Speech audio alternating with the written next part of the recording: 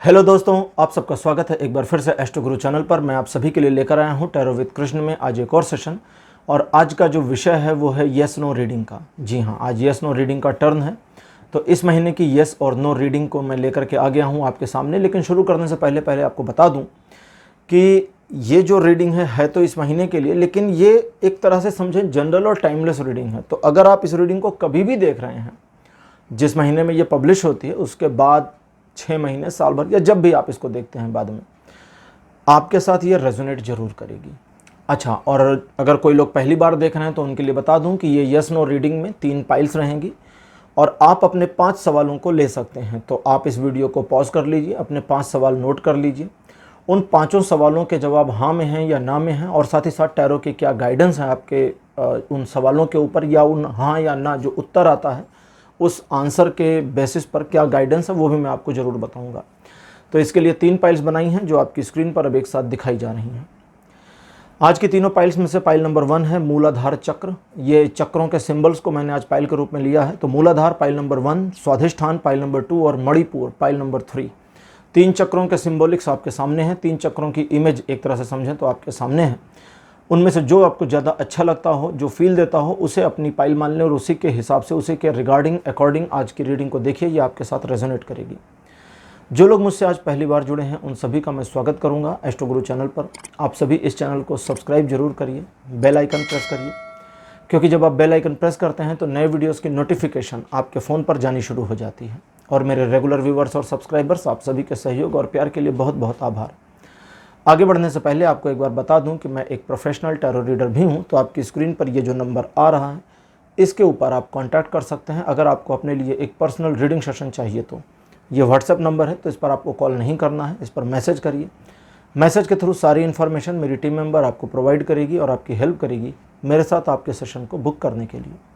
तो चलिए आज की रीडिंग को शुरू करते हैं और आपकी पाइल में मिलते हैं।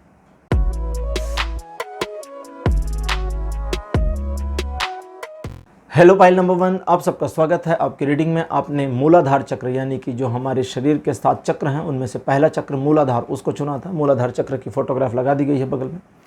चलिए आपके लिए रीडिंग शुरू करते हैं। आज की जो रीडिंग है वो 2 डेक से होनी है। सबसे पहला तो है एंजल आंसर्स। एंजल आंसर्स से मैं आपके लिए येस और नो निकालूंगा, और ट्रेडिशनल टैरो डेक से आपको इंटरप्रिटेशन बताऊंगा कि जो उत्तर आया है उसका टैरो के अकॉर्डिंग क्या महत्व है, क्या आपको करना और क्या नहीं करना चाहिए। तो चलिए आज की रीडिंग को शुरू करते हैं। अपने प्रश्नों के साथ आप तैयार हो जाएं। Be ready with your questions. तो सबसे पहले ये एंजल आंसर्स जो टैरो डेक है, ये ओरेकल डेक एक तरह से होती है। तो इसमें से मैं 5 कार्ड्स निकालता हूँ, यानी आपके 5 सवालों के 5 उत्तर इसमें से मैं निकाल लूँगा। आपके लिए पहला कार्ड यानी पहला उत्तर, दूसरा फेस डाउन रहेंगे, अभी बताऊंगा कौन कौन से हैं, तीसरा, चौथा और 5वां। तो 5 कार्ड्स आपके लिए निकल आए हैं angel answers Oracle tarot deck से।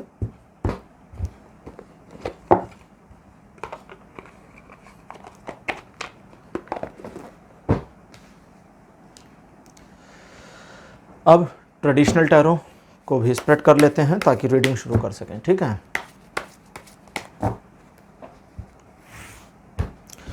तो आपको दिख रहा है ना?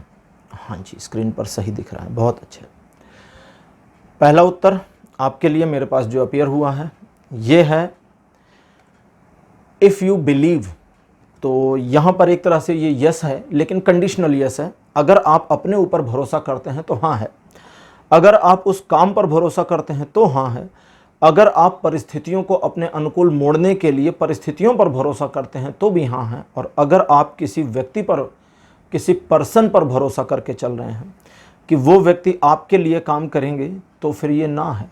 इसको समझ लें। आपको अपने ऊपर भरोसा है तो ठीक है, परिस्थितियों पर, सिचुएशन पर और जो सराउंडिंग्स हैं उस पर भरोसा है तब तो ठीक है। लेकिन अगर किसी स्पेसिफिक पर्सन पर भरोसा है कि फला पर्सन मेरा काम कर दें या इनके थ्रू मेरा काम हो, तो यहाँ पर उसके लिए एक तरह से समझे तो नो आया है। उसका रीज़न क्या है? अच्छा, यहाँ जो नो आया है, अभी जब बता रहा था तो ये कार्ड मुझे इंटरप्रेट करता है कि उस मामले में हाँ हो सकती है जब आप उस पर्सन को मैनेज करने की प्लानिंग खुद करें।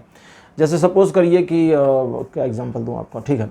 किसी पर्सन के थ्रू आपका काम होना है, तो ये तो यहाँ ना आ गया है। लेकिन आपको अगर अपने पर भरोसा है कि आप उस पर्सन को मैनेज कर लेंगे, उस पर्सन को अपने तर्कों से प्रभावित करके बात को अपने पक्ष में मोड़ लेंगे, तो हाँ बिल्कुल आप ये कर सकते हैं। अब इसके लिए मैं 2 कार्ड्स निकालता हूँ। पहला आपके लिए पॉजिटिव अपीयर हुआ है 6 ऑफ कप्स। आपके लिए निगेटिविटी को लेकर के अपीयर हुआ है जजमेंट का कार्ड। बहुत बढ़िया। अब यहाँ पर इस चीज़ को समझें, जो कार्ड अच्छा, मैं आपको टैरो के बारे में बता दूं कि टैरो में अगर हम 6 ऑफ द कप्स और जजमेंट, इन दोनों में से नॉर्मली पॉजिटिव कौन है देखें तो जजमेंट हमें पॉजिटिव दिखता है, 6 ऑफ कप्स उतना पॉजिटिव नहीं दिखता। लेकिन यहाँ 6 ऑफ कप्स आपके लिए पॉजिटिव आया है, और क्यों आया है उसको समझें। क्योंकि ये कार्ड बताता है कि इस पूरे सिचुएशन में जो भी आपका काम है, उस मामले में आपका आत्मविश्वास ही नहीं बल्कि चीज़ों को सही ढंग से मैं ऑपरेट कर लूँ, ऐसी मेंटेलिटी भी काम की चाहिए। और अगर ऐसी मेंटेलिटी नहीं होगी और आपने चीज़ों को ढीला छोड़ दिया, तब गड़बड़ हो जाएगी। इस बात को ध्यान में रखें। यहाँ जजमेंट का कार्ड कहता है, जो कि निगेटिविटी को लेकर आया है, ये बताता है कि इस पूरे सिनेरियो में आपके द्वारा एक ऐसा मूव, एक ऐसा कदम उठाना जो आपके अपने नेचर के, अपनी प्रकृति के थोड़ा विपरीत है, ये आपको परेशानी में डाल सकता है। जैसे आपका कॉन्फिडेंस बहुत अच्छा है, सब कुछ ठीक है, लेकिन आपने सोचा चलो छोड़ो जाने दो। नॉर्मली आप किसी चीज़ को छोड़ते नहीं हैं कि जाने दो, लेकिन आपने सोच लिया कि चलो जाने दो।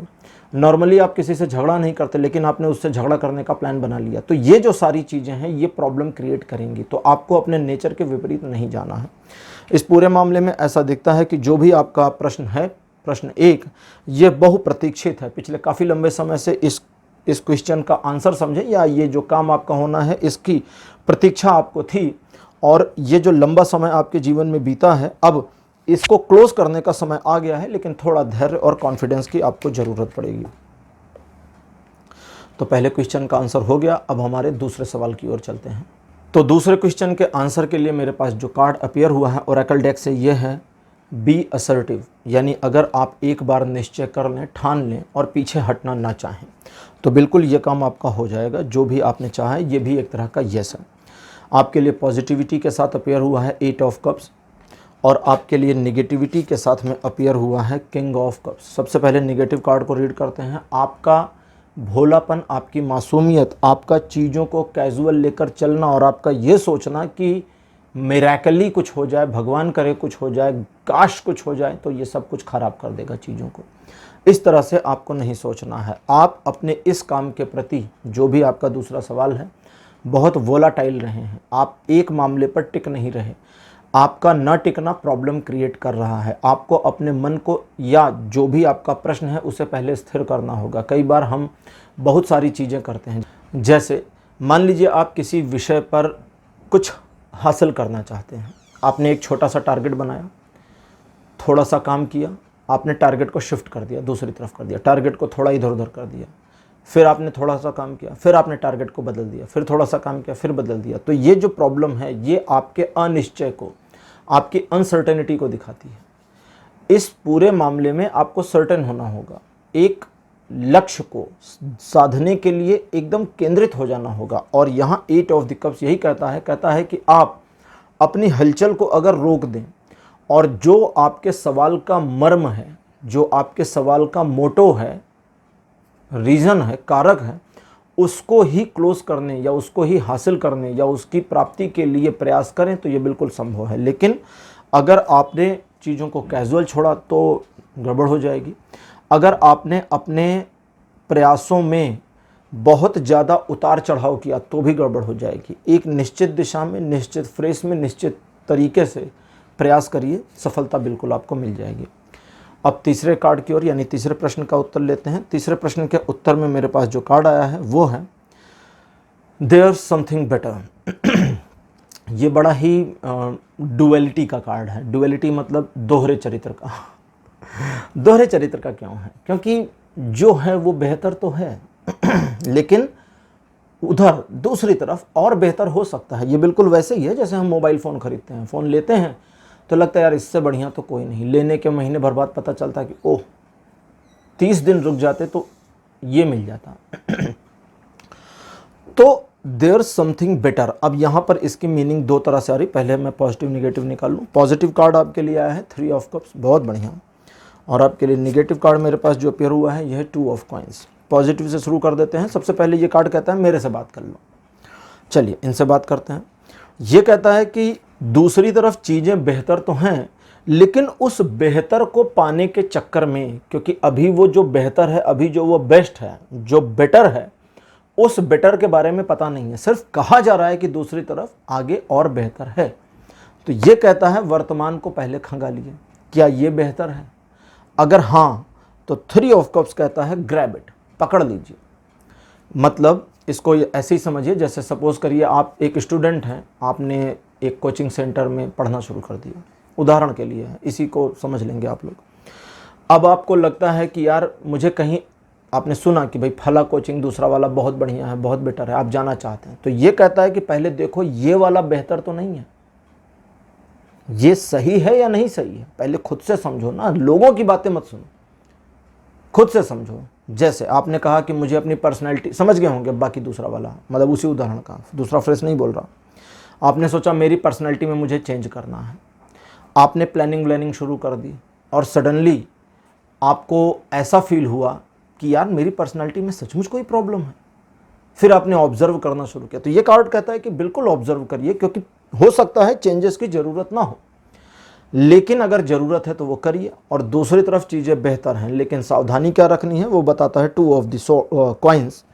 2 ऑफ द कॉइंस कहता है कि इस पूरे मामले में 2 पलड़ों पर पैर मत रख देना, 2 नाव के ऊपर पैर मत रख देना, एक उधर चली जाएगी एक उधर, आपका काम तमाम हो जाएगा।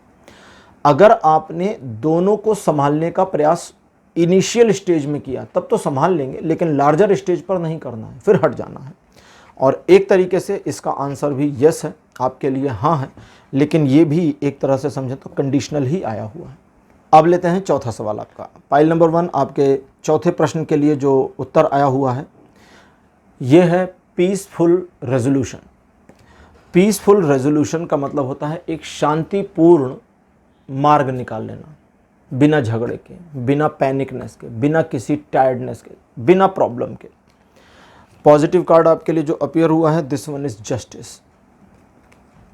सेकंड पोजीशन पर आपके लिए है प्रिंसेस ऑफ वॉन्ड।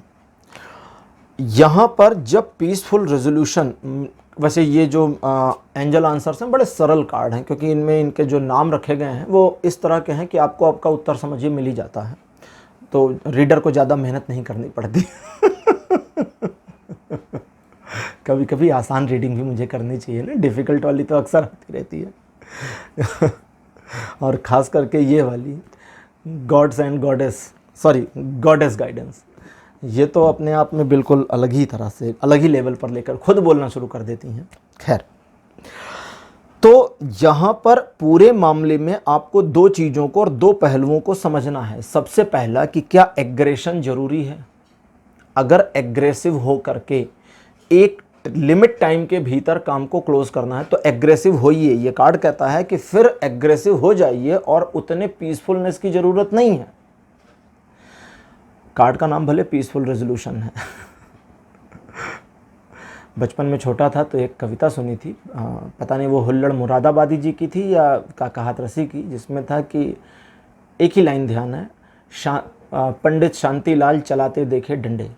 उनका मतलब था नाम शांतिलाल है लेकिन वो डंडे चलाते हैं, डंडे मार देते हैं भाई। वो नाम भले शांतिलाल है, तो नाम का भेद उसमें, वो पूरी कविता याद नहीं है, नाम और जो स्वरूप होता है उसके भेद, उसके अंतर के बारे में वो हास्य कविता थी। खैर, कि कई बार नाम कुछ और होता है, व्यक्तित्व कुछ और होता है। कई बार आनंद नाम के लोग बड़े उदास से मिलते हैं, नाम आनंद होता है लेकिन दुखी, हर समय रोनी सी सूरत बनाए रखते हैं, होता है कभी कभी। कृष्ण नाम के लोग बड़े गोरे मिल जाते हैं कभी कभी। मैं तो खैर प्रभु की कृपा है कि सांवला ही हूँ। वो सांवले थे, मैं भी सांवला हूँ, तो बहुत बढ़िया है। कृष्ण मतलब काला होता है। अच्छा, तो ये कहता है उतने पीस की ज़रूरत नहीं है अगर एग्रेशन से काम एक टाइम लिमिट के भीतर में, एक टाइम फ्रेम के भीतर में पॉसिबिलिटी है कि हो जाए, लेकिन इस होने में आपको नैतिकता का पालन करना है, अनैतिकतापूर्ण काम नहीं करने हैं, गलत रास्ते, साम दाम दंड भेद का इस्तेमाल नहीं करना है, तरीके से चलिए, हो जाएगा। लेकिन अब प्रिंसेस ऑफ वॉन्ड्स कहती हैं कि कुछ मामलों में, उसी एग्रेशन के कुछ मामलों में अगर आपको थोड़ी सी मैनिपुलेशन करनी पड़ती है तो इसको जताइए मत, किसी को बताइए मत कि मैंने मैनिपुलेट किया और मेरा काम हो गया बात ख़त्म। कैसे हुआ? प्रभु की कृपा। बहुत बढ़िया चीज़ हमें भारत में मिली है, या पूरी दुनिया में, दुनिया के बाहर के देशों में भी कहते हैं ना, कहते गॉड ओनली नोज। कैसे हुआ? How did you did that? God only knows, भगवान ही जानता है, मुझे नहीं पता। लेकिन अगली बात ये कार्ड कहता है कि उस मामले में जहां आपके एग्रेशन की वजह से चीजें और पैनिक हो सकती हैं और ज्यादा परेशानी आ सकती है, तो जस्टिस का कार्ड इनके साथ इंटरप्रेट करके बताते हैं कि इस पूरे मामले में आपको जरा सा पॉज देना है। पीसफुलनेस यहाँ जो आया है उसका मतलब है जरा सा पॉज, रुक जाइए, पॉज कर दीजिए और देखिए चीजें कैसे खुल सकती हैं, निकल सकती हैं। ठीक है, जैसे कभी कभी रोड पर जैम लगा होता है तो कुछ लोग क्या करते हैं, अपनी गाड़ी को थोड़ी देर बंद कर देते हैं, थोड़ा सा जाम को हटने देते हैं, या कभी कभी बंद करके थोड़ा सा सोच लेते हैं। और वे लोग सोच करके कभी कभी आइडिया निकालते हैं कि अच्छा वो वाला रास्ता हम पकड़ सकते हैं और निकल जाते हैं।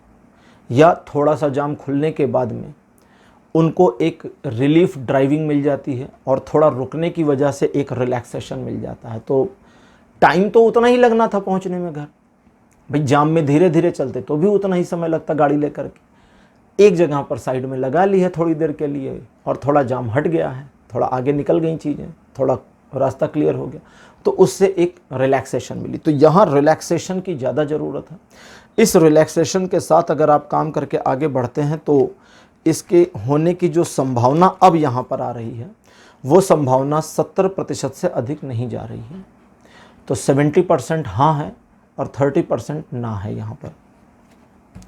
अब आपके पांचवें सवाल का उत्तर, सॉरी इसको सीधा रख दें, पांचवें सवाल का उत्तर है डोंट स्टॉप। किसी ने एक बार मेरे ये यस नो पर कमेंट किया था कि पांचों का उत्तर हाँ में आ गया। मैं अपने मन से उत्तर नहीं बना रहा, अच्छी बात है पांचों का उत्तर हाँ में, मैं तो चाहता हूँ सारे उत्तर हाँ में आए, आपका काम हो जाए। ये कहता है डोंट स्टॉप, लेकिन यहाँ पर ये बता रहा है कि भाई इनको बोल दो कि पहले शुरू तो कर लो।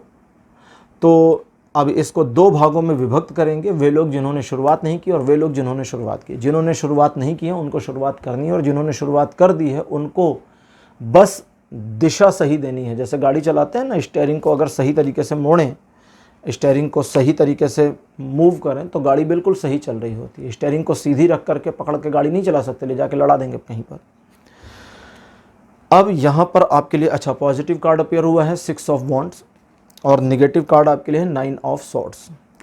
किसी पर भरोसा नहीं करना है, आगे बढ़ते रहिए, काम आपका सफलता की ओर ले जा रहा है, लेकिन किसी पर भरोसा नहीं करना। दूसरों पर किया गया भरोसा, दूसरों पर छोड़ा गया अपना काम आपके पूरे काम को बिगाड़ने में काफ़ी होगा। लोग आपको अप्रिशिएट करेंगे इस काम के पूरे होने के बाद, पूरा होने के बाद, पहले नहीं करेंगे।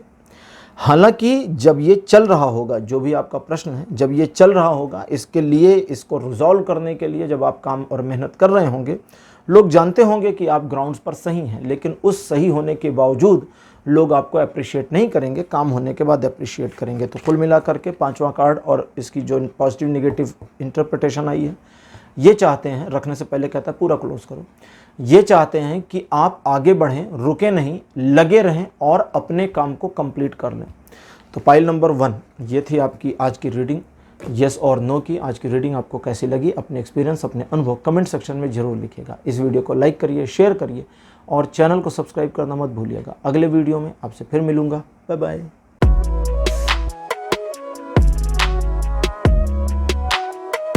हेलो पाइल नंबर 2, आप सबका स्वागत है आपकी रीडिंग में। आपने स्वाधिष्ठान चक्र यानी दूसरे चक्र को चुना था, मेरे बगल में उसकी इमेज को लगा दिया गया है। चलिए अब आपके लिए रीडिंग शुरू करते हैं और देखते हैं कि आज आपके लिए क्या आता है। सबसे पहले तो एंजल आंसर्स टैरो डेक, इससे यस और नो निकालूंगा और उसके बाद में ट्रेडिशनल टैरो, जिनसे मैं निकालूंगा कि इन आंसर्स के ऊपर ट्रेडिशनल टैरो की क्या गाइडेंस है, क्या आपके लिए सजेशन है। पहला कार्ड नहीं, आदत पड़ी है ना पहला निकालने की, सबसे पहले 5 निकाल लेंगे, दूसरा, तीसरा, चौथा और 5वां। तो 5 कार्ड्स आपके लिए निकाल लिए हैं, यानी 5 आंसर्स निकाल लिए हैं, एक एक करके देखते चलेंगे।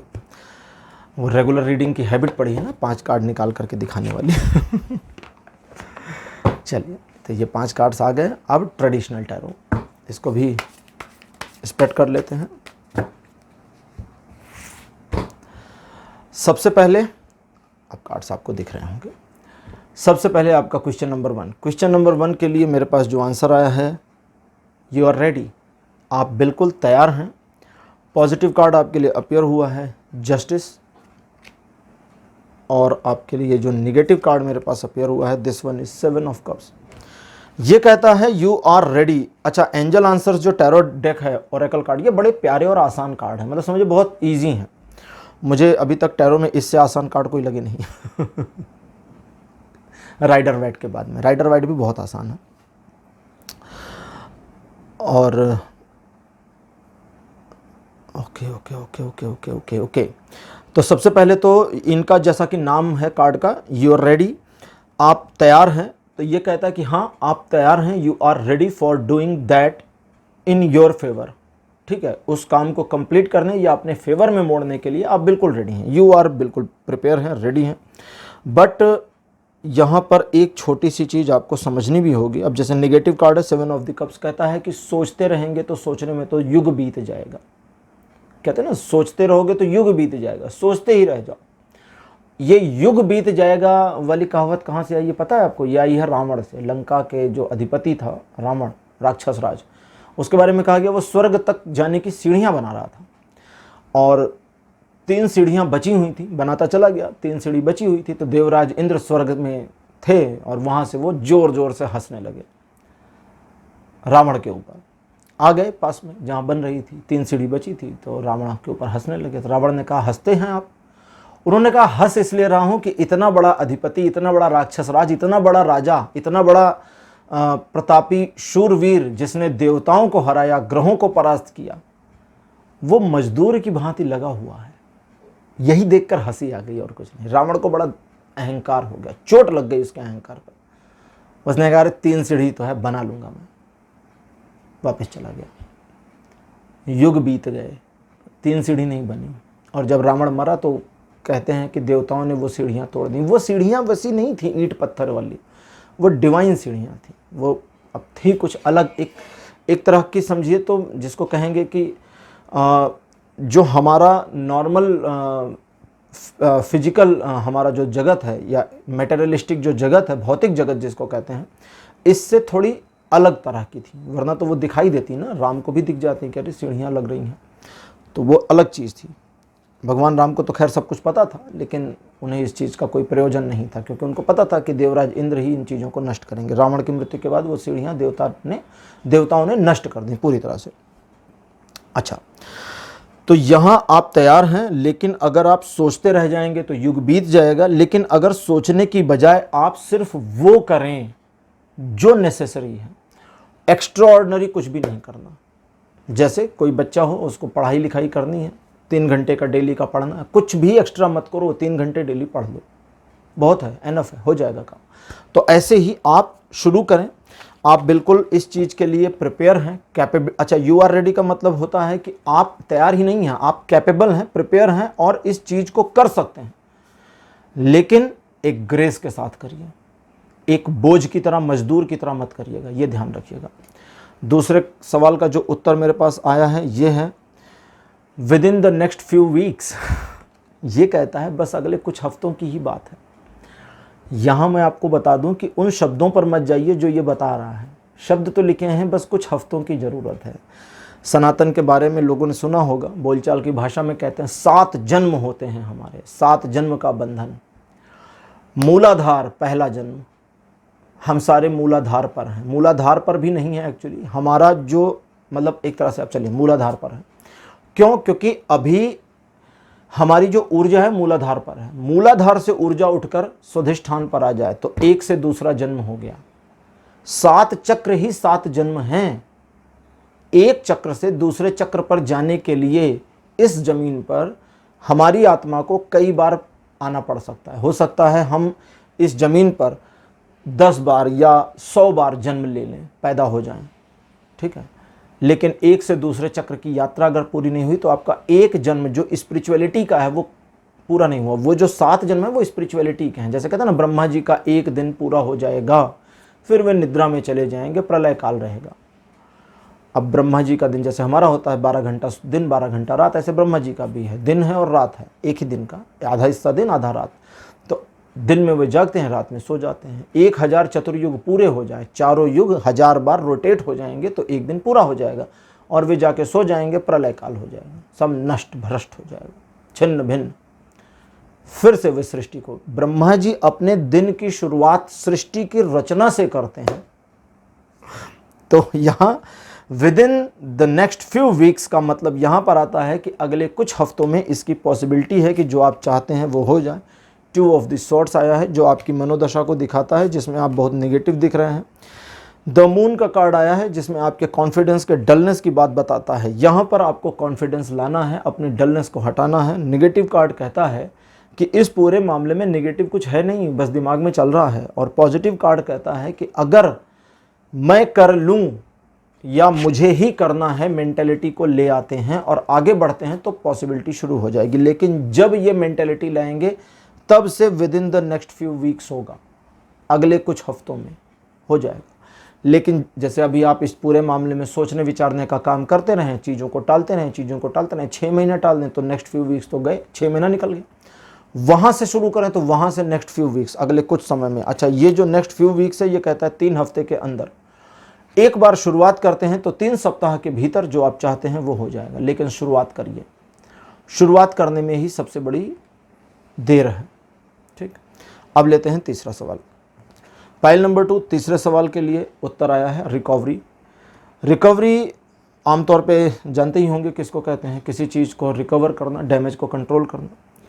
आपके लिए पॉजिटिव कार्ड अपीयर हुआ है जजमेंट। नेगेटिव कार्ड आपके लिए जो अपीयर हुआ है दिस वन इज, कार्ड निकालने के बाद छूटा है, night of swords.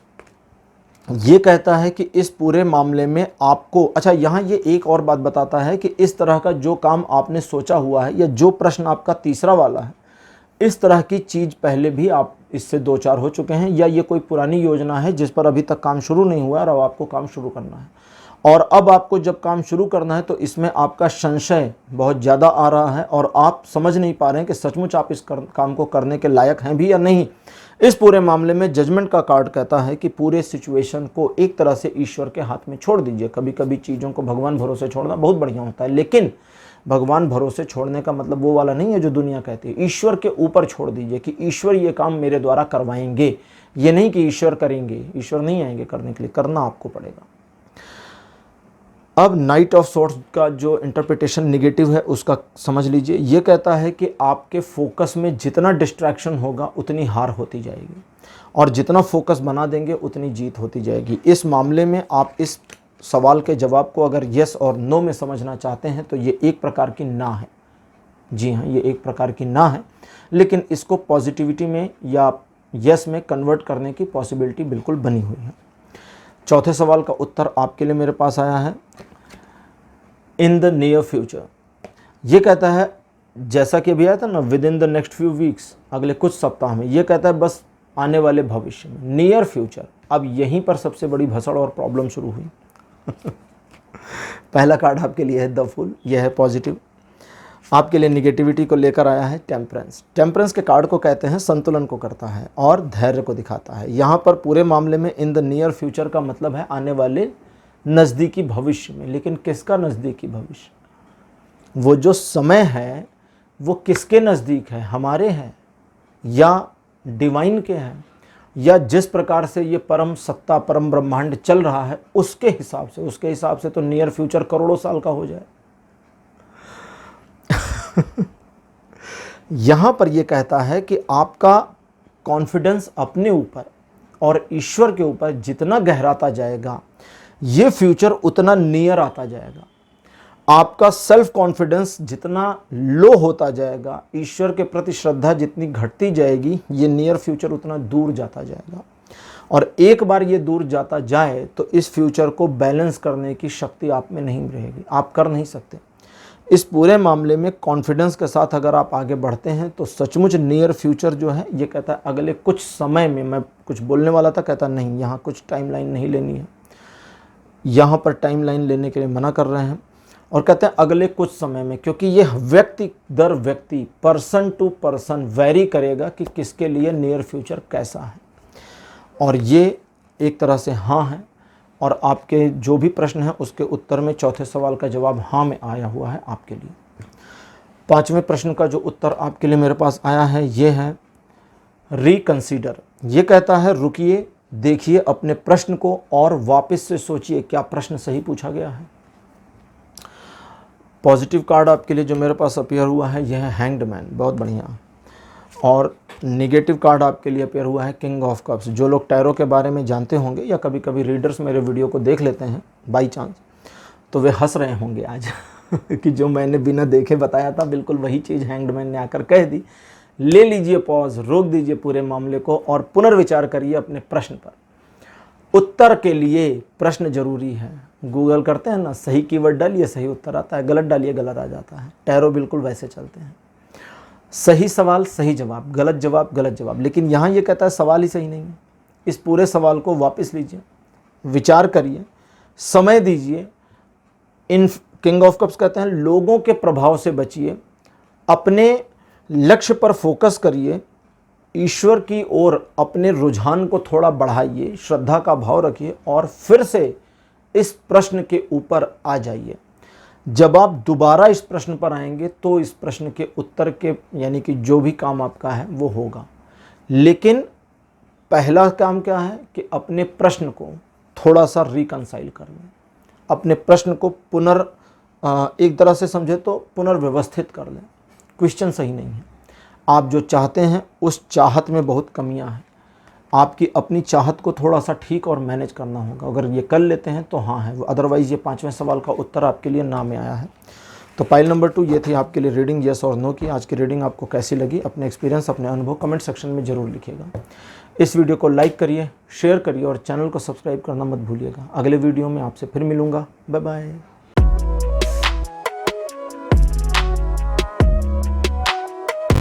Hello pile number 3, आप सबका स्वागत है। आपकी रीडिंग में आपने मणिपुर चक्र को चुना था, जो तीसरा चक्र होता है। मेरे बगल में फोटो लगा दी गई है उसकी। चलिए अब शुरू करते हैं रीडिंग आपके लिए। आज की रीडिंग 2 डेक से होगी, ट्रेडिशनल टैरो और एंजल आंसर। सबसे पहले एंजल आंसर्स डेक से मैं आंसर निकाल लेता हूं और उसके बाद मैं ट्रेडिशनल टैरो से आपको बताऊंगा कि उन आंसर्स की इंटरप्रिटेशन क्या है और टैरो की गाइडेंस फर्दर आपके लिए क्या है। आपके लिए क्वेश्चन नंबर 1 का आंसर, 2 का आंसर, 3 का आंसर, 4 का आंसर और 5th का आंसर। तो 5 कार्ड आपके लिए अपीयर हो चुके मेरे पास। और इसके बाद अब ट्रेडिशनल टैरो की डेक को ले लेते हैं और एक एक करके आपके उत्तरों को रिवील करते हैं, ठीक है।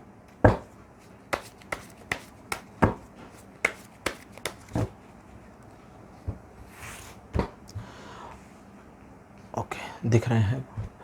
पाइल नंबर 3 आपके लिए सबसे पहले प्रश्न का जो उत्तर मेरे पास आया है ये है यू आर रेडी। आप हैं बिल्कुल तैयार।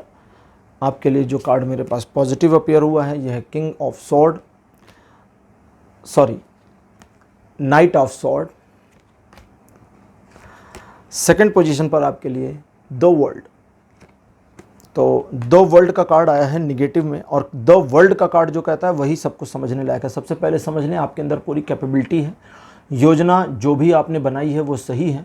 अपनी योजना पर काम करके इस पूरे काम को आप कंप्लीट कर सकते हैं। तो जो भी आपका प्रश्न है वो हाँ में उत्तर है, पहली चीज़ तो ये जान लें। दूसरे यहाँ पर नाइट ऑफ सॉर्ड्स के पॉजिटिव के बाद में द वर्ल्ड निगेटिव आया है। जो द वर्ल्ड का कार्ड है निगेटिव, ये बताता है कि इस पूरे मामले को अगर आपने जल्दी क्लोज नहीं किया, काम को कंप्लीट करके, ठीक है, या अपने फेवर में काम को ला करके चीज़ों को क्लोज नहीं किया, तो ये चीज़ें आपके जीवन में बहुत परेशानी और तनाव को उत्पन्न कर देंगी। लेकिन नाइट ऑफ सॉर्ड्स कहता है कि बन जाइए फोकस्ड, और एक बार फोकस्ड हुए तो जो भी टाइमलाइन आप बनाएंगे इन टाइम आपका काम कंप्लीट होने की पूरी संभावना बनी हुई है, ठीक है। और इस प्रश्न के उत्तर में हाँ आ गया है। अब चलते हैं दूसरे सवाल की ओर। दूसरा सवाल उसके लिए आपके लिए आया हुआ है फॉरगिवनेस। फॉरगिवनेस का कार्ड 2-3 चीज़ों को बताता है। सबसे पहला तो अपने अंदर एक विनम्रता को लेकर के आना है। पॉजिटिव कार्ड आपके लिए नाइट ऑफ कप्स, और आपके लिए जो नेगेटिव कार्ड मेरे पास अपीयर हुआ है this one is 5 of coins.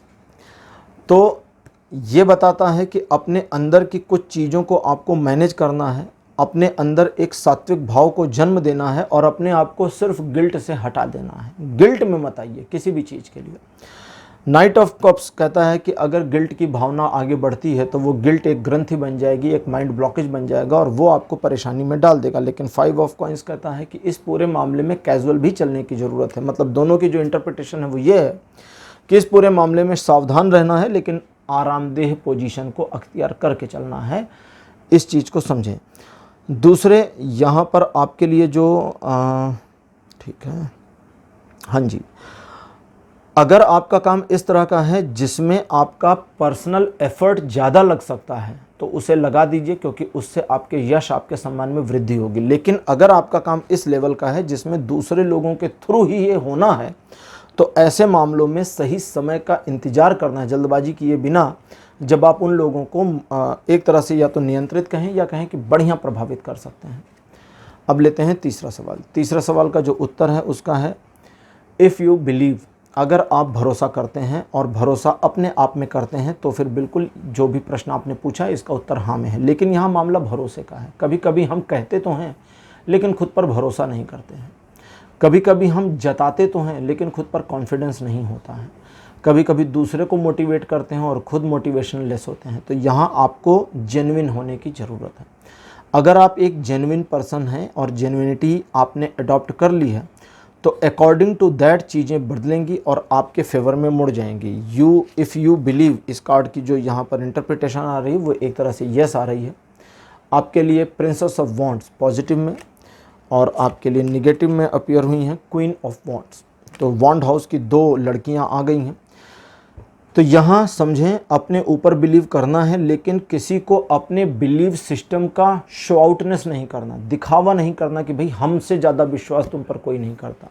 थोड़ा कूल और डाउन रहना है। इस पूरे मामले में आप जितना कूल रहेंगे चीज़ें उतनी बेहतर आपके लिए मुड़ेंगी और उतनी फॉर्चुनेट चीज़ें आप तक आती रहेंगी। आपको इस पूरे सिचुएशन और सिनेरियो से निकालना, जो भी बना हुआ इस पूरे सिनेरियो सिचुएशन से बाहर निकालना या आपके अपने काम को कंप्लीट करना, ये इस बात पर डिपेंड करेगा कि आप इसको कितना ग्रेसफुली करते हैं, कितना पैनिक लेस होकर करते हैं। शुरू में तो थोड़ा हो जाए पैनिक, लेकिन आगे पैनिक लेस रहना है और अगर ये कर लेते हैं तो इस काम को होने से कोई रोक नहीं सकता। चौथे सवाल का उत्तर आपके लिए आया है हेल्पफुल पीपल। अब इसमें पॉजिटिव कार्ड मेरे पास जो अपीयर हुआ है this one is S of wands और नेगेटिव कार्ड आपके लिए 5 ऑफ कप्स। ये कहता है हेल्पफुल पीपल। अब यहाँ पर ये पॉजिटिविटी नहीं निगेटिविटी बताता है। कहता है वे लोग जो मददगार दिखते हैं करते नहीं हैं। ठीक है, जो लोग मददगार तो दिख रहे हैं लेकिन मदद कर नहीं रहे हैं उनसे आपको ज़रा सावधान रहना है। उनको अपनी योजना नहीं बतानी है, उनको आगे आने वाले भविष्य में आप क्या कर सकते हैं क्या नहीं कर सकते हैं कुछ भी नहीं बताना। उनको एक तरीके से आपको शांत बनाए रखना होगा, क्योंकि उनको अगर शांत नहीं बनाए रखेंगे तो वो प्रॉब्लम्स को क्रिएट करेंगे। अच्छा, दूसरी चीज़, आप अपने काम को कंप्लीट होते हुए देखना चाहते हैं, उसे देखने के लिए आपको किसी एक पर्सन की मदद की ज़रूरत पड़ेगी। एक पर्सन की, अगर एक से ज़्यादा हैं तो मदद लेने की ज़रूरत नहीं है। इस पूरे मामले में एस ऑफ वॉन्ड्स कहता है कि अगर आप अकेले भी आगे बढ़ें, इस पूरे सिचुएशन को छोड़ दें और अकेले अपने दम पर आगे बढ़ने का प्रयास करें तो चीज़ें आपकी ओर मुड़ेंगी। लेकिन 5 ऑफ द कप्स बताता है कि एक निराशा की भावना जो आप में घर करनी शुरू कर गई है उससे फाइट कर लीजिए, वरना वो निराशा बहुत बढ़ जाएगी। तो ये वाले क्वेश्चन का जो आंसर है ये डाउटफुल आया है, ना ये हाँ में आया है ना ये ना में आया है। अब लेते हैं 5वां सवाल। 5वें सवाल का उत्तर आया है big happy changes. Big happy changes आपको लगता होगा यहाँ ये यस में आ गया है। नहीं, अभी मुझे थोड़ी सी इंटरप्रिटेशन देखनी है। पॉजिटिव आपके लिए आया है द मून, जैसा कि मैं सोच रहा था, और लास्ट कार्ड आपके लिए आया है द एम्प्रेस। आपका डिस्ट्रैक्शन मोड अगले कुछ समय में ऑन हो सकता है। परिवार को लेके बहुत नकारात्मक हो सकते हैं और परिवार के प्रति अपनी नकारात्मकता को अगर आप जता देते हैं तो फिर समस्याएं होंगी, और नहीं जताते तो भी समस्या होंगी, क्योंकि ये चीज़ दिमाग में चलनी शुरू होगी। तो कुल मिलाकर यहाँ समझें, सबसे पहला काम आपको अपनी एनर्जी को पॉजिटिव करना है। नॉर्मली एनर्जी को पॉजिटिव करने के लिए अपने आप को खुश रखना होता है, और अगर आप हैप्पी हैं, कहते हैं ना कि गरीब आदमी गरीबी में भी खुश है, सुना होगा आपने। दैट मीन्स कि उसे अपनी एनर्जी को पॉजिटिव रखना है, तभी तो खुश है। और कई बार कई लोगों के बारे में कहा जाता है कि पर्सन खुश नहीं लग रहा है अपनी लाइफ में। क्यों? क्योंकि उनका ऑरा निगेटिव चल रहा होता है और वो लोगों को कैच हो जाता है। तो यहाँ आपको इस तरह से ध्यान देना है। और अगली चीज़, आपको अपने यश के प्रति, अपने सम्मान के प्रति बहुत ज़्यादा एक तरह से समझें तो पोजीशन है जिसका बेनिफिट आपको आगे मिल जाएगा। परिवार को लेकर किए गए कार्यों में आपको सफलता मिलेगी। और अगर आपका सवाल परिवार से जुड़ा है तो एक बड़ा हाँ है। लेकिन अगर परिवार से नहीं जुड़ा है, भौतिक चीज़ों से जुड़ा प्रश्न आपने पूछा है, तो इसमें चीज़ें अभी समय लेंगी। और जब तक समय ले रही हैं तब तक थोड़ा सा अपनी लाइफ को खुश रखें, एंजॉय करें, अपने आप को कम से कम परेशान करें। इस बात का भी आपको साथ ही साथ ध्यान रखना होगा कि आपके जीवन में छोटे मोटे से कुछ परिवर्तन आ सकते हैं, और ये जो परिवर्तन है ये आपकी बेहतरी और भलाई के लिए है, तो इनको होने दीजिएगा, इनको बिल्कुल रोकने की ज़रूरत नहीं है। तो पाइल नंबर 3 ये थे आपके 5 सवालों के जवाब। अच्छा, 5 सवालों के जवाब में मैं बता दूं, आखिरी जो सवाल है इसका जो उत्तर है ये अभी तक तो ना में है, लेकिन आप अपने मॉड्यूल में, अपने बिहेवियर में, अपनी बॉडी में जो आपकी एनर्जी है उसको परिवर्तित कर देते हैं तो हाँ में आ जाएगा उत्तर। पाइल नंबर 3 आप सभी के लिए आज की रीडिंग यहीं पर क्लोज हुई। आज की रीडिंग आपको कैसी लगी, अपने एक्सपीरियंस, अपने अनुभव कमेंट सेक्शन में ज़रूर लिखिए। इस वीडियो को लाइक करिए, शेयर करिए और चैनल को सब्सक्राइब करना मत भूलिएगा। अगले वीडियो में आपसे फिर मिलूंगा, तब तक के लिए बाय बाय।